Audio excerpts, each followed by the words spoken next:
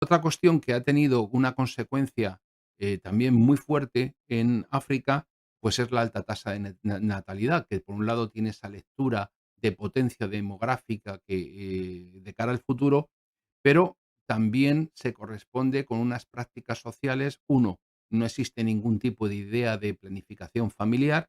2, hay una bajísima un bajísimo, nivel cultural y, por lo tanto, eso genera muchísima ignorancia respecto de hábitos de sanidad, de educación o de vivienda, ¿no? Bueno, insisto, las 25 tasas de natalidad más altas del mundo, de los 40 primeros países, 37 son africanos. Háganse una idea. La demografía africana eh, convierte a África en una verdadera potencia. Por el momento es el continente con la segunda población más alta de la tierra, a diferencia de lo que ocurrirá en la otra gran potencia demográfica, que es Asia, que se prevé que tenga más de 1.500 millones de habitantes en 2025 y que su población crezca a un buen ritmo hasta el año 2100.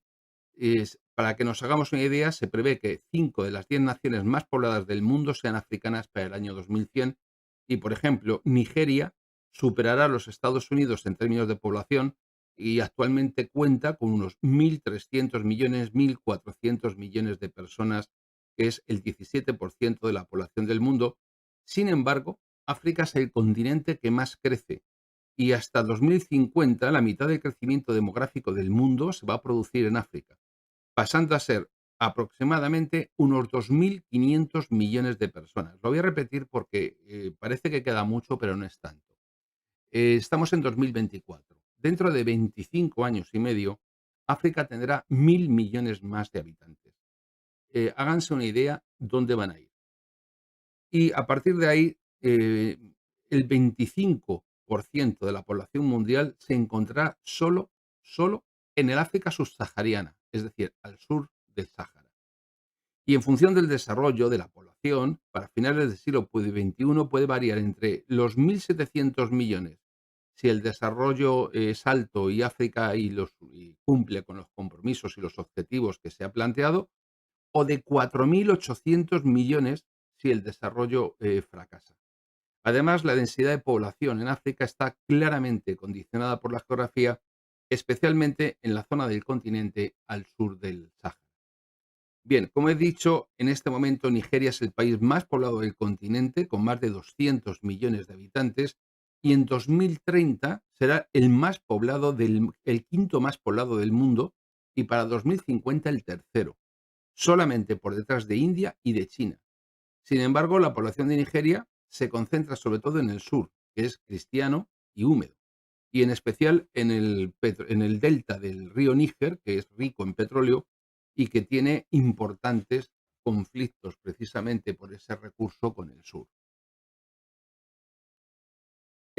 Al este, el macizo etíope sirve, si quieren les vuelvo a poner un mapa, el mapa físico para que lo puedan seguir mejor lo que voy a decir ahora.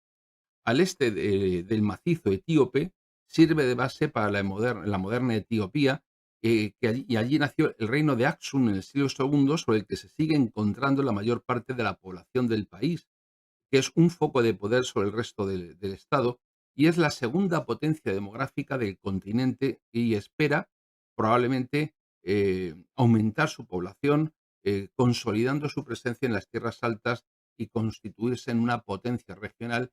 Y fíjense ustedes que geográficamente está justo enfrente del Mar Rojo y de la península arábiga.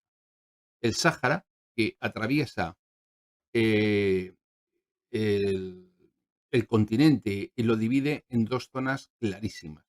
Una, porque es uno, además, cuidado, el Sáhara es uno de los mayores vacíos demográficos del planeta.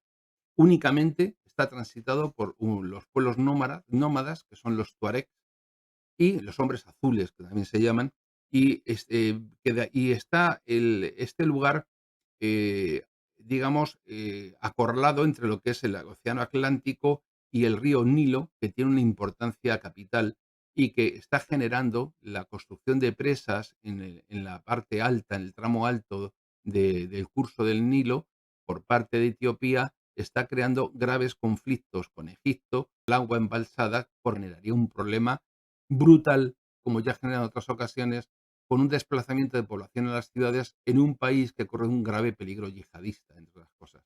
Para que vean la relación que tienen muchas veces los, eh, la geografía, el clima, los recursos hídricos con los acontecimientos de orden político, ¿no? Bien, pues más al sur, en el centro de África, se encuentra la región de los Grandes Lagos, donde los ricos suelos de origen volcánico y los climas, que son templados, como climas tropicales, que son muy húmedos y templados, pues que tienen una elevada altitud media, pues han permitido que se alcancen densidades de población muy importantes, de 400 habitantes por kilómetro cuadrado. Ahí se encuentran Uganda, que tiene una explosión demográfica en este momento espectacular, Burundi, Ruanda y partes de Tanzania, Kenia y la República Democrática del Congo. Esa elevada densidad de población también ha causado conflictos entre distintos grupos, pues, por los recursos, y recordarán ustedes, por ejemplo, cuando se produjo el genocidio de Ruanda y que precisamente tiene esa complejidad entre Hutus y Tutsis y esas diferencias étnicas. Y ahora veremos también cómo ha afectado el hecho de las fronteras a las cuestiones étnicas y culturales a la hora de plantear conflictos en la región. Pues otro caso interesante es el de la República Democrática del Congo, con una zona central cubierta de tupidas selvas y una población muy baja, y está concentrada además en la periferia, lo que ha generado un gran problema en las comunicaciones y en la gestión del país, donde Kinshasa, que es la capital, apenas llega a controlar las áreas orientales del país. Por lo tanto, cuando pensamos en términos desde otros países, como suelen ser la mayoría de los que nos están viendo este directo, mucho más desarrollados, donde el Estado ejerce y las autoridades un control sobre el territorio, pues eso no siempre es una realidad en África.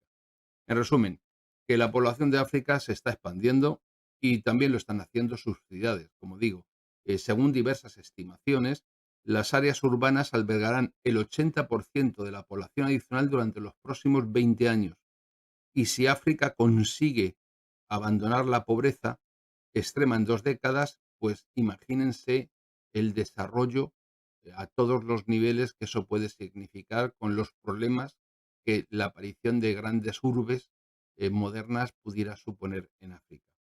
Para cuando eso suceda, además, la población africana será la más abundante del mundo, que tendrá entre 20 y 40 años, es decir, en plena edad fértil.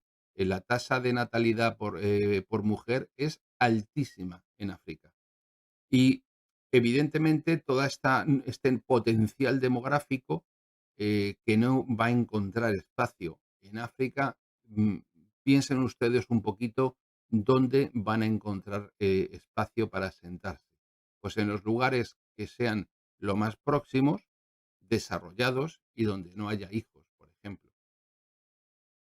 Esto significa que, miren, además la complejidad africana es inmensa, porque en África se hablan 1.700 lenguas diferentes.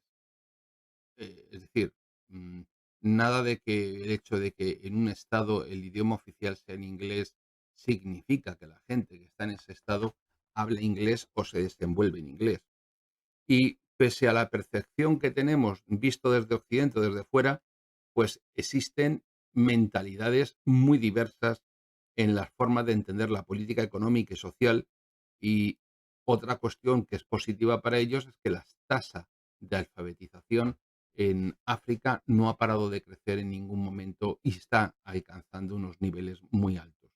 Y esto supone, de cara a preparar una mano de obra cualificada, pues tiene una importancia incalculable.